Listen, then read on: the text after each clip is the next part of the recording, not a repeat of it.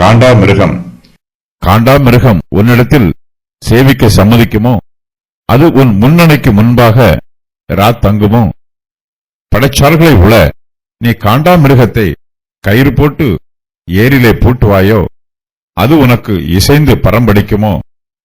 அது அதிக பலமுள்ளதென்று நீ நம்பி அதனிடத்தில் வேலை வாங்குவாயோ? உன் தானியத்தை அது உன் வீட்டில் கொண்டு வந்து உன் களஞ்சியத்தில் சேர்க்கும் என்று நீ அதை நம்புவாயோ? காண்டாமிருகம் அதிக பலமுள்ளது. காண்டாமிருகத்துக்கு ஒத்த பலன் எகிப்தியருக்கு உண்டு. சங்கீதக்காரர் கர்த்தரிடத்தில் ஜெபம் பண்ணும் போது, என் கொம்பை காண்டாமிருகத்தின் கொம்பை போல உயர்த்துவீர் என்று சொல்லுகிறார். காண்டாமிருகம் யாருக்கும் கீழ்ப்படியாது, அதை கீழ்ப்படுத்தவும் முடியாது. அது பெருமைக்கு எடுத்துக்காட்டாய் இருக்கிற ஒரு மிருகம்.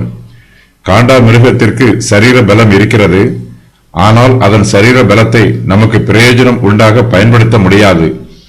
கர்த்தர் யோபுவினிடத்தில், காண்டாமிருகம் உன்னிடத்தில் சேவிக்க சம்மதிக்குமோ? அது உன் முன்னணைக்கு முன்பாக தங்குமோ என்று கேட்கிறார். காண்டாமிருகம் யோபுவினிடத்தில் சேவிக்க சம்மதம் கொடுக்காது. யோபுவின் வீட்டில் உள்ள ஆடு மாடுகளும் கழுதைகளும் அவருக்கு பிரயோஜனமாய் இருக்கும். யோபு அவற்றை பயன்படுத்தி தன்னுடைய நிலத்தை உழவு செய்வார். மாடுகளையும் எருதுகளையும் கழுதைகளையும் விட காண்டாமிருகம் அதிக பலம் உள்ளது. படைச்சால்களை உள நீ காண்டாமிருகத்தோட கயிறு போட்டு ஏரிலே பூட்டுவாயோ? அது உனக்கு இசைந்து பரம்படிக்குமோ? அது அதிக பலமுள்ளது என்று நீ நம்பி அதனிடத்தில் வேலை வாங்குவாயோ என்று கர்த்தர் யோபுவினிடத்தில் கேட்கிறார். மனுஷரால் காண்டாமிருகத்தை பழக்க முடியாது.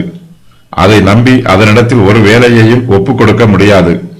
உன் தானியத்தை அது உன் வீட்டில் கொண்டு வந்து உன் களஞ்சியத்தில் சேர்க்கும் என்று நீ அதை நம்புவாயோ என்று கர்த்தர் யோபுவிடத்தில் கேட்கிறார்.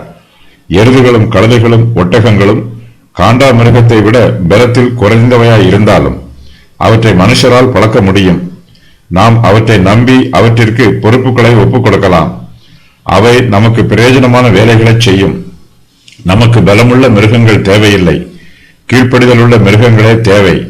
கர்த்தரும் பெருமையுள்ள மனுஷரிடத்தில் பிரியமாய் இருக்க மாட்டார். அவர் மனத்தாழ்மை உள்ளவர்களிடத்தில் பிரியமாய் இருந்து அவர்களுக்கு தம்முடைய கிருபைகளை கொடுக்கிறார்.